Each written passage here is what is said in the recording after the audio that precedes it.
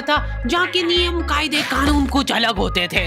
इस जेल के कैदी डेली अपने घर से बस्ता टांग के यहाँ पे आते हैं दिहाड़ी करने। कई माँ बाप उनके बच्चों को खुद इस जेल में फेंक के जाते हैं ताकि उनका बच्चा जिंदगी में एक सक्सेसफुल दिहाड़ बन सके। दरिंदे रोक दे बच्चा। मैं अपनी दिहाड़ी करने वैन से जाता था। हमारी वैन वाले ड्राइवर का नाम था भैया जी और उसकी वैन का नाम था मैजिक, जिसका हर दूसरे दिन टायर पंचर हो जाता था। बच्चे लोग स्कूल जाके पढ़ना सीखे ना सीखे टायर पंचर बनाना जरूर सीख जाते थे। लेकिन भैया जी से मेरा अलग अटैचमेंट था। उनसे मेरे को दिल से नफरत थी। ये आदमी सुबह 5 बजे आके मेरे घर के सामने हॉर्न बजाता था। अरे भैयू, ओए भैयू, जल्दी से तैयार हो जा बेटा, 5 मिनट में निकलना है फटाफट। 9 बजे का स्कूल है यार हमारा। लेकिन ये आदमी सुबह सबसे पहले आके मेरे को लेता था। उसके बाद हम 3-4 घंटे पूरे शहर भ्रमण पे निकलते थे। शहर के पूरे आखिरी कोने से बच्चे ले लेके आता था ये आदमी। जहाँ पे वैन जा भी नहीं सकती उधर कूदा कूदा के ले जाता था ये, और फिर टायर पंचर हो जाते थे। शाम पड़े वापस से हमको घर घर छोड़ के आता था ये। जिंदगी बर्बाद कर दी थी भैया जी ने मेरी।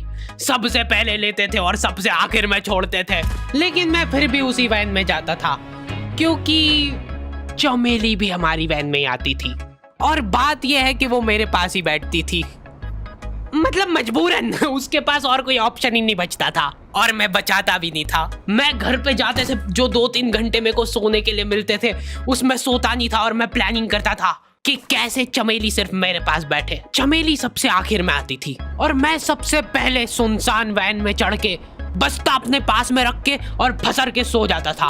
बाकी सारे बच्चे अपना बस्ता गोदी में रखते थे क्योंकि तुम्हारे बाप की वैन नहीं है, मतलब मेरे भी नहीं थी। पर मेरे ऊपर भैया जी को तरस आ जाता था कि बेचारा 5 बजे से आया है, तो वो सोने देते थे।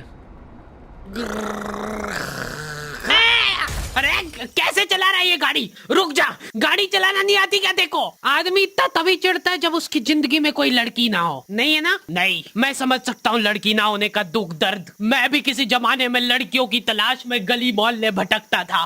फिर एक दिन मेरे पास से वो निकली। जैसे ही मैंने हैपन खोल के देखा उसकी आईडी मेरे फोन पे चमक रही थी। हैपन ये एक रियल लाइफ डेटिंग ऐप है। यहाँ पे तुमको वो लोग मिलेंगे जो तुम्हारे आस पड़ोस से निकले हो कभी ना कभी। 100 किलोमीटर दूर रहने वाले लोगों से बात करके फायदा ही क्या जब तुम मिल ही ना पाओ। और अगर तुम्हारी घिनौनी शक्ल देख के यहाँ पे तुमसे कोई प्यार मोहब्बत नहीं भी करता है तो तुम फ्रेंडशिप तो कर ही सकते हो फिर भी। So go and check it out happen. Link is in the description. लेकिन मैं सोता नहीं था। मैं आंख बंद करके चमेली के घर का इंतजार करता था।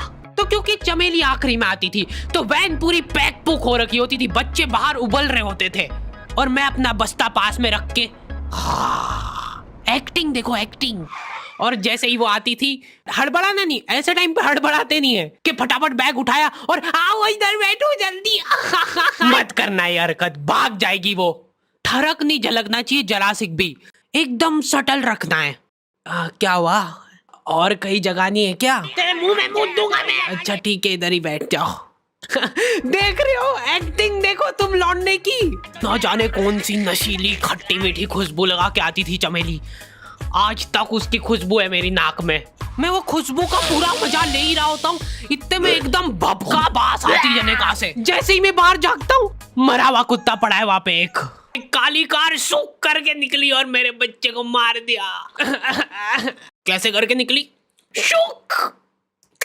ऐसे नहीं निकली थी, मैं यहीं पे खड़ा था, वो कार आई थी और जैसे ही वो बच्चा नीचे आया तब वो खड़ा, वो बच्चा चिल्लाया और फिर कार शूक करके भाग गई। उधर कुछ बच्चे ऑटो रिक्शा से भी आते थे स्कूल। ऐसा लगता था कि पूरे स्कूल के बच्चे इस एक ऑटो रिक्शा में ठूस ठूस के ले जाता है वो। ये ऑटो वाले और भैया जी दोस्त थे और अब ये बीच सड़क पे रेसिंग लगवा रहे हैं। इनकी गाड़ियां उबला रही है बच्चों से, पर फिर भी नहीं मान रहे ये लोग। नहीं जीतूंगा। स्कूल जाके वो पीछे मुलट के देख रहा है तो एक बच्चा नहीं बचा उसके ऑटो रिक्शा में। हमारे भैया जी बेचारे पीछे से उनके गिरे हुए बच्चों को उठा उठा के ला रहे थे।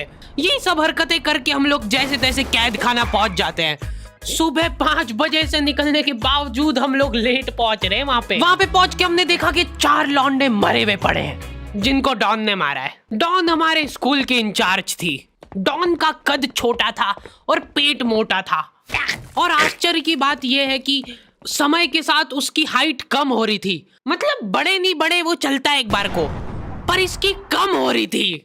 डॉन बहुत स्ट्रगल करके कार से स्कूल आती थी खड़े होके, क्योंकि बैठ जाए तो उसको सामने की सड़क नहीं दिखती थी। वो अलग बात है, खड़े होके भी पूरा नहीं दिखता था। हर रोज 2-4 कुत्ते कुचलते हुए आती थी वो। फिर मेरे को समझ आया कि रास्ते में जो कुत्ते दिखे थे वो डॉन इस कैद खाने में छत पे बैठी रहती थी स्नाइपर लेके। कोई भी कैदी कुछ गलत गतिविधि करता हुआ दिखता था तो वहीं पे, मैडम इनकी लाश का क्या करना है? अरे ये तो आपको पता ही है। कहाँ रह गए थे यार झमू दीदी, फटाफट ये खून वून साफ करो। झमू दीदी बुलेट से स्कूल आते थे और ये अफवाह फैली हुई थी पूरे स्कूल में कि उनके घर पे मर्सिडीज भी है, लेकिन झमू दीदी हम्बल रहना पसंद करते हैं। ऐसा कहा जाता था कि ये स्कूल ऑन पेपर झमू दीदी के नाम पे ही है, पर वो हम्बल रहने के लिए यहाँ पे झाड़ू पोछा लगाती है। वैसे मैडम इन्होंने करा क्या था? गैर कानूनी पेन फाइट का सट्टा खेलते थे ये लोग क्लास में। उससे मेरे को प्रॉब्लम नहीं है, मेरे को क्यों नहीं? हाँ, हमारी क्लास में पेन फाइट का सट्टा चलता था। हमारे इधर जो लौंडा पेन फाइट में जीतता था, सामने वाले का पेन उसका हो जाता था। कुछ बच्चे अपना सब कुछ दांव पे लगा देते थे और कर्जे में डूब जाते थे। फिर भी वो लोग हार नहीं मानते थे और अपने दोस्त से पेन उधार लेके खेलते थे और वापस हार जाते थे। तो अब क्लास में कुछ बच्चों के पास पोटला भर के पेन पड़ा है और कुछ बच्चों के पास पेन ही नहीं है। पेन इस कैद खाने की करेंसी थी, जिसके पास जितने महंगे पेन वो उतना रईस। यहाँ पे ब्लैक में पेन इधर उधर होते थे। नॉर्मल लोगों के पास होते थे 5 रुपए वाले जीफी जेल, जो कि तुम एक पन्ने पे लिखोगे तो पीछे 10 पन्ने तक छप जाएगा। और उनसे भी गए बीते लोग होते थे जो 3 रुपए वाला यूज एंड थ्रो लेके आते थे और उससे भी उनकी अच्छी राइटिंग आ जाती थी। बहुत चिढ़ मचती थी यार मैं कौन से। और कुछ चुनिंदा रईस लोग होते थे जिनके पास होता था ट्राइमैक्स। हर बच्चे का सपना होता था कि उसके पास एक ट्राइमैक्स हो, साथ में आसपास 2-4 लड़कियां हो। मेरे को प्लीज मेरे को यहाँ पे ऑटोग्राफ दे दो। ये लो ट्राइमैक्स किंग के, ये ट्राइमैक्स क्या बात कर रही है? सही में एकदम रईस लोग ही अफोर्ड कर पाते थे ट्राइमैक्स। वो बाबड़े भी एक एक अक्षर लिख के रिफिल खोल के देखते थे। खाली हो रही है तो एक बार एक रईस बच्चे का ट्राइमैक्स चोरी हो गया। पूरे स्कूल में हाहू मच गई थी। वो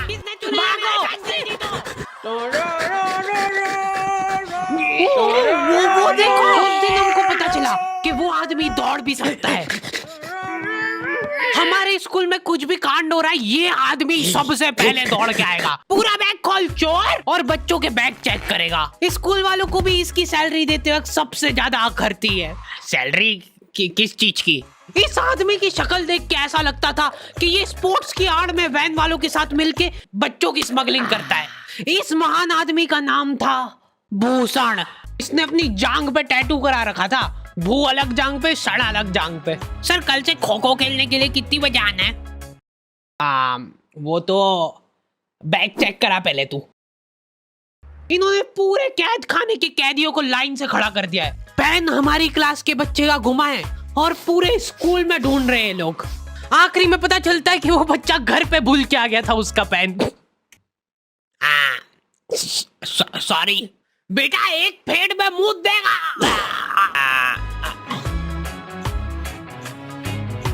ऐसे तो नमूने बच्चे थे हमारे स्कूल में, और टीचर लोग उनसे भी गए बीते थे। हमारे स्कूल में टीचरों को उनके नाम से कोई जानता ही नहीं है। बच्चों ने उनकी हरकतों के अनुसार टीचरों के नाम रखे हुए। हमारे इंग्लिश वाले टीचर का नाम था छोटा भीम। इससे चिड़चिड़ा आदमी मैंने आज तक नहीं देखा। छोटा भीम की हॉबी थी लड़कों को कूटना। उस बेचारे की हाइट छोटी थी तो बच्चे के मुंह तक उसका हाथ ही नहीं पहुंचता था। बेचारा उचक उचक के मारता था, फिर भी कमर तक ही हाथ पहुंच पाता था उसका। एक पॉइंट पे मेरे को ऐसा लगने लग गया था कि उसको सैलरी लड़कों को कूटने की मिल रही है। कभी किसी बच्चे को बहुत ज्यादा मार दिया, घायल हो गया वो बेचारा, ये लो आपका एक्स्ट्रा बोनस। होमवर्क तुम्हारा बाप करेगा क्या? सर मेरे पापा मर गए थे। तू भी मर जा। ये लो। अरे वाह, नहीं चल रही, सांस तो नहीं चल रही है। हाँ कंफर्म मर चुका है ये। ओह ये लो आपका प्रमोशन हो गया है।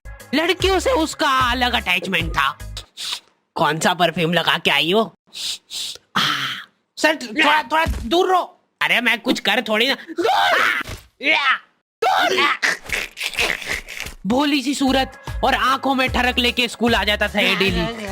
So this means that he will jump over it and then he started. ये आदमी इंग्लिश को इंग्लिश में ही ट्रांसलेट करके चल जाता था हमारी नंगी आंखों के सामने। इधर वॉशरूम में मौत का नंगा नाच मचा रखा था लॉन्डो ने। 4 लॉन्डे दिन भर वॉशरूम में जाके खड़े हैं, कुछ भी नहीं कर रहे वो लोग वहां जाके। उनको बस मन की शांति मिलती है वहां जाके। अगले दिन उन चारों ने प्लानिंग करी, कुछ तो प्रोडक्टिव करते यार वहां जाके। अगले दिन वो सब पानी की बोतल लेके गए। अब वो पानी पी पी के हाथों हाथ मूत रहे हैं। और ये टीचर लोगों को प्रॉब्लम क्या है, बच्चे अगर वॉशरूम जा रहे हैं तो एक गया है तो अभी दूसरा नहीं जा सकता है। क्यों? तुम्हारे घर की लेटरिन थोड़ी ना है वो कि एक टाइम पे एक जना यूज कर सकता है। मान लो वो 2 जने अगर वॉशरूम में मिल गए तो वो क्या कर लेंगे ज्यादा से ज्यादा? भाई यहाँ का बल्ब निकाल लेते हैं ना। हाँ निकाल लो, फीस भरी है अपन ने। लॉन्डो को ऐसा लग रहा है कि इन्होंने फीस भर के पूरा स्कूल खरीद लिया है। 10 लॉन्डे कॉरिडोर में छाती चौड़ी करके चल रहे हैं प्रिंसिपल के सामने। प्रिंसिपल को इग्नोर कर रहे हैं ये लोग। इनको ऐसा लग रहा है कि इन्होंने फीस भर दी है तो प्रिंसिपल इनके पैर पड़ेगी। उनमें से आधों ने फीस भरी भी नहीं है। हमारा स्कूल बिल्कुल सेफ नहीं था। हमारे वॉशरूम में चोरियां हो जाती थी यार। बल्ब चोरी करने के बाद सब लोग अंधेरे में मूत रहे एक दूसरे के जूते पे। उधर कर। उसके बाद पूरे वॉशरूम में कुछ दिख नहीं रहा है चोरी करने का। तो ये लोग हाँ नल उखाड़ के ले गए। नल कौन ले जाता है? कभी वो मछली वाले साबुन चोरी हो जाते थे, कभी ये फिनाइल की सफेद गोली को माउथ फ्रेशनर समझ के खा जाते थे। भाई इसको चबा मत, इसको चूस, ज्यादा देर तक चलेगी ऐसे। ठंडक हो रही भाई, ठंडक।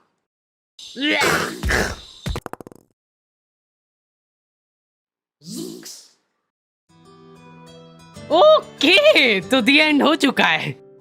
होपफुली तुम लोगों को ये वीडियो पसंद आई होगी। अब कोई भी रोएगा नहीं। किधर गया? वो मर चुका है। लो भाई तुमको जो चाहिए था ले आया हूँ मैं। अपने दोस्तों को ब्लैकमेल करो उनकी गंदी फोटोज दिखा के कि उनको ये वीडियो मजबूरन देखना पड़े। बाकी अगर तुमको इसका सेकंड पार्ट चाहिए तो 2.5 लाख लाइक्स कर दो फटाफट।